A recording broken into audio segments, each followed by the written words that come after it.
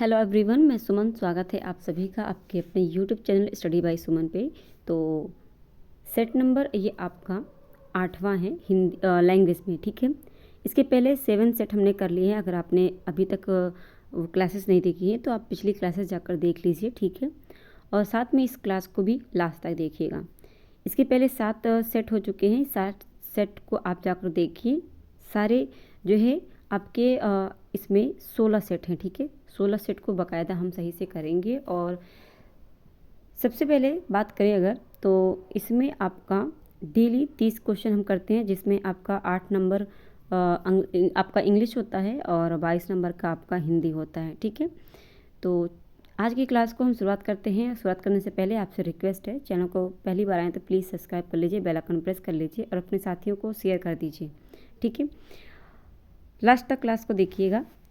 Question है हमारा आज का, she said when can I go. Question कर रही है, ठीक है।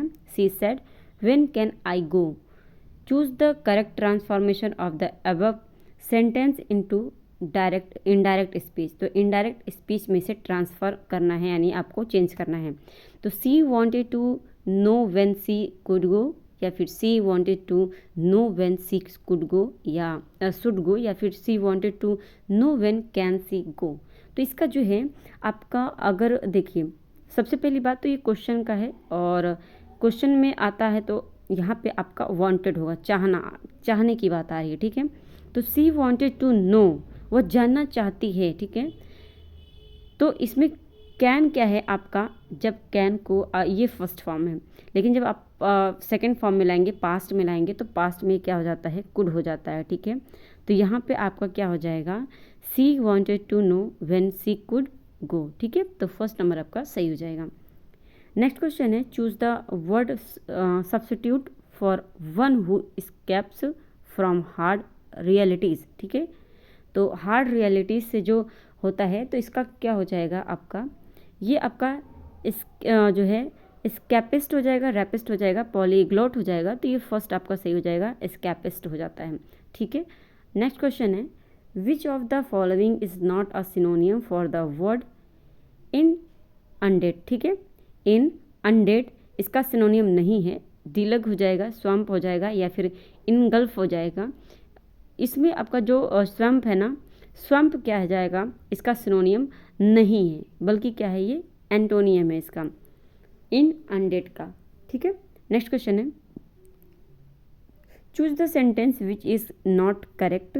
नॉट करेक्ट इसमें देखना है कौन सा करेक्ट नहीं है। हिज मैथमेटिक्स आर वीक, या mathematics is an exact science, the news are good, more than one of the above, none of the above. तो कौन सा करेक्ट नहीं है आपका, इसमें आपका जो है द न्यूज़ आर गुड, ये आपका सही नहीं है। कैसे, क्योंकि यहाँ पे आप देखेंगे तो जो वर्ब लगा है ये आपका प्लूरल लगा है, जबकि न्यूज़ जो है ना ये आपका सिंगुलर होता है, ठीक है ना। न्यूज़ आपका क्या है, सिंगुलर होता है, इसीलिए यहाँ पे आपका ये गलत हो जाएगा और यही आपका सही आंसर हो जाएगा, ठीक है। Next question, after the shower was over the sun shone out again, ठीक है।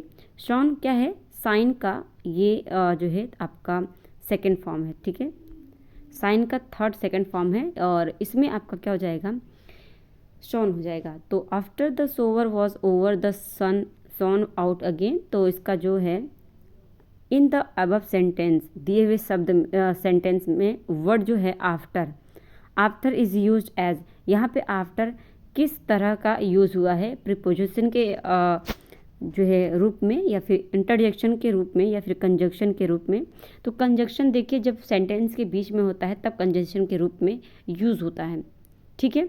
तो यहाँ पे क्या हो जाएगा आपका, और इसके पहले भी आप यूज़ कर सकते हैं। तो जब सेंटेंस को एक साथ जोड़ते हैं तब वहाँ पे आपका आ जाता है कंजक्शन, और कंजक्शन के लिए यहाँ पे क्या है, आफ्टर क्या है, कंजक्शन का यहाँ पे काम कर रहा है। बात करते हैं नेक्स्ट क्वेश्चन की। नेक्स्ट क्वेश्चन है आपका, those newspapers dash dash in a big truck supply suitable work from had delivered, या फिर is delivered, are delivering more than one of the above. तो इसमें आपका सभी जो है इनमें से एक से अधिक हो जाएगा, ठीक है। अगला क्वेश्चन है he has stolen my book dash supply correct question tag.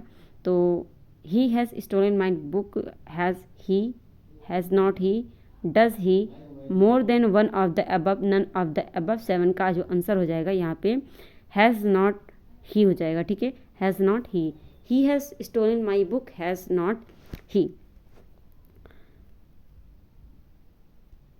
Next है we dash dash him the money, supply correct tense, is paid, have paid, was paid, more than, one of the above, none of the above. तो इसका जो answer हो जाएगा we have paid him the money. तो ये था हमारा जो है इंग्लिश के हमने 8 क्वेश्चन कर लिए हैं। अब इसके बाद अब आते हैं हम हिंदी पे। और हिंदी में सबसे पहले आपका पैराग्राफ होता है, तो पैराग्राफ हम नहीं पढ़ेंगे, सबसे पहले क्वेश्चन को देखेंगे हमेशा की तरह। तो क्वेश्चन को देखेंगे, इससे आपका टाइम बचता है। तो क्वेश्चन को पहले देख लेते हैं, इस पैराग्राफ से कितने क्वेश्चन बने हैं, उस हिसाब से पैराग्राफ को पढ़ेंगे, फिर हम सॉल्व करेंगे। तो पहला क्वेश्चन है इसमें, गद्यांश में दमन का आशय क्या है। और इसमें आपका दूसरा क्वेश्चन है, मनुष्य के हृदय का विस्तार कौन करता है। फिर है पितृसत्ता का आशय है, और फिर उसके बाद पर्यायवाची आते हैं। तो इसमें से 2 क्वेश्चन आपका 3 क्वेश्चन है जो कि जो है गद्यांश से आपका ये दमन शब्द लिया गया है, तो ये आप ऐसे ही बता सकते हैं। बाकी मनुष्य के हृदय का विस्तार करना कौन करता है, इसे पढ़ना होगा इसके लिए सेंटेंस को, मतलब पैराग्राफ को। तो यहाँ पे सबसे पहले गद्यांश में दमन का अर्थ जो है आशय क्या है। दमन का आशय है अत्याचार। ठीक है, दमन का आशय क्या होता है, अत्याचार होता है। फिर है मनुष्य के हृदय का बीच जो विस्तार कौन करता है, सत्य करता है, साहस करता है, प्रेम करता है, उपयुक्त में से एक से अधिक, उपयुक्त में से कोई नहीं। तो मनुष्य के हृदय का जो विस्तार है ये कौन करता है, प्रेम मनुष्य हृदय का विस्तार करता है। तो यहाँ पे जो प्रेम है, प्रेम क्या करता है, मनुष्य के हृदय का विस्तार करता है। नेक्स्ट है पितृसत्ता का आशय क्या होता है। पितृसत्ता का आशय होता है पितृ प्रधान राज्य, पितृ प्रधान राज्य।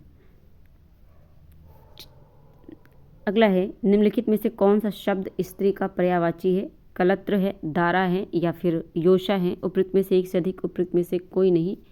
तो उपयुक्त में से एक से अधिक हो जाएगा जो स्त्री का पर्यायवाची है। ठीक है, अगला है निम्नलिखित में से कौन से व्यंजन, अतः इस जो है अस्त व्यंजन है। ठीक है, अस्त व्यंजन कौन सा है, य र ल व, या फिर क ख ग घ, छत्र ज्ञ स्र, या उपयुक्त में से एक से अधिक, उपयुक्त में से कोई नहीं। अस्त व्यंजन कौन सा है, तो इसमें जो है आपका य र ल व, ये क्या है, एक अंतस्थ, यहाँ पे ये अंतस्थ है। ठीक है, यहाँ पे ये यहाँ से छूटा हुआ है और यहाँ पे तो टाइपिंग एरर है, इसमें आपका हो जाएगा अंतस्थ। ठीक है, अंतस्थ व्यंजन कौन कौन से हैं, 4 होते हैं आपके, य र ल व। ठीक है, नेक्स्ट क्वेश्चन है देशार्पण में कौन सा समास है। देशार्पण तत्पुरुष समास, द्विगु समास, अव्ययी भाव समास, उपयुक्त में से एक से अधिक, उपयुक्त में से कोई नहीं। तो देशार्पण, देश के लिए अर्पण, इसमें आपका जो है क्या हो जाएगा, तत्पुरुष समास हो जाएगा।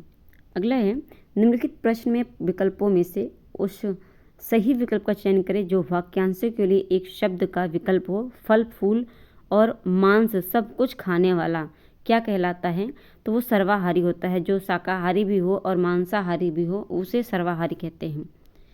अगला क्वेश्चन है निम्नलिखित में से कौन सा शब्द तत्सम है। बारात, वर्षा, या फिर हाथी, उपयुक्त में से एक से अधिक, उपयुक्त में से कोई नहीं। तो जो वर्षा है ये क्या है, तत्सम है। बाकी बारात आपका तद्भव है और हाथी भी तद्भव है। अगला निम्नलिखित प्रश्न में विकल्पों में से उस विकल्प का चयन करें जो विलोम शब्द का सबसे अच्छा विकल्प है। दाता का विलोम क्या होगा, व्यय, प्रकट, या फिर याचक। उपयुक्त में से एक से अधिक, उपयुक्त में से कोई नहीं। तो जो याचक है ये दाता का विलोम हो जाएगा।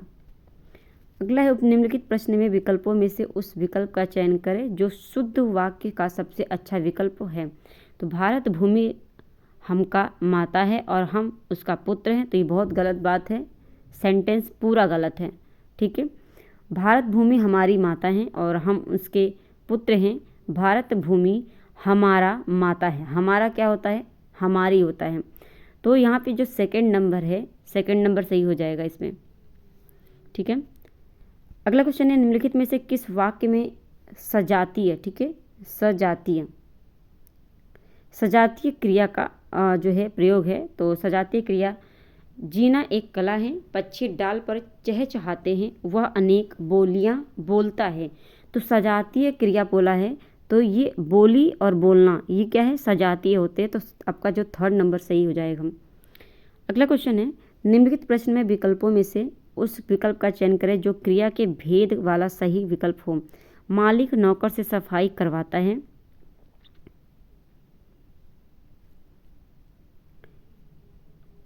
संयुक्त जो है मालिक नौकर से क्या करता है, काम करवाता है। अगर बात करें यहाँ पे मालिक नौकर से क्या करवाता है, सफाई करवाता है, तो खुद नहीं कर रहा है और किसी और से अगर करवाता है तो वहाँ पे आपका प्रेरणार्थक क्रिया हो जाता है। जब आप स्वयं काम ना करके किसी और से काम करवा रहे हैं अपना ही काम, तो वहाँ पे प्रेरणार्थक क्रिया हो जाता है, ठीक है। अगला, निम्नलिखित प्रश्न में विकल्पों में से उस विकल्प का चयन करें जो दी गई मुहावरे का सही अर्थ वाला विकल्प है। तो मुहावरा दिया है दो हाथ करना, ठीक है। दो हाथ करना का मुहावरा क्या होगा, आश्चर्यचकित होना, निराश होना, अंतिम निर्णय लेने के लिए तैयार रहना, उपयुक्त में से एक से अधिक, उपयुक्त में से कोई नहीं। तो दो हाथ करना, इसमें जो है आपका थर्ड हो जाएगा, अंतिम निर्णय लेने के लिए तैयार रहना। अगला क्वेश्चन है, हे मेरे प्यारे देशवासियों, ठीक है। यहाँ पे इस बात को ध्यान में रखिएगा, हे मेरे प्यारे देशवासियों, गणतंत्र दिवस की पूर्व संध्या पर आप सबको संबोधित करते हुए मुझे बड़ी प्रसन्नता हो रही है। इस वाक्य में हे मेरे प्यारे देशवासियों में कौन सा कारक है। तो यहाँ पे आपका संबोधक जो है संबोधन कारक होता है। जहाँ पे हे की बात आए और या फिर आपकी ये चिन्ह होती है, तो ये संबोधन करने वाली चिन्ह है, तो यहाँ पे आपका संबोधन कारक हो जाएगा। अधिकरण कारक होता है में के जो है आपका जहाँ पर लिखा हो में या फिर पर लिखा होता है, वहाँ पे अधिकरण कारक होता है। और संबंध कारक वहाँ पे होता है का की के, ठीक है, जहाँ पे किसी चीज़ का संबंध बताता हो, ठीक है। अगला है धर्माधर्म में कौन सा समास है, धर्म में द्विगु समास है, द्वंद्व समास है, अव्ययी भाव समास है या उपयुक्त में से एक से अधिक। तो धर्माधर्म द्वंद्व समास है। द्विगु समास क्या होता है, जिसमें पहला जो पद होता है संख्यावाचक होता है, ठीक है। और अव्ययी में आपका जो है ये पहला पद आपका क्या होता है, इसमें आपका उपसर्ग होता है। तो उपसर्ग वाली जो आती हैं शब्द, उसमें आपका अव्ययी भाव हो जाता है, जैसे यथाशक्ति हो गया। तो इसमें सबसे ज़्यादा उपसर्ग वाले जो है शब्द आते हैं। और धर्म इसमें आपका द्वंद्व समास आ जाएगा।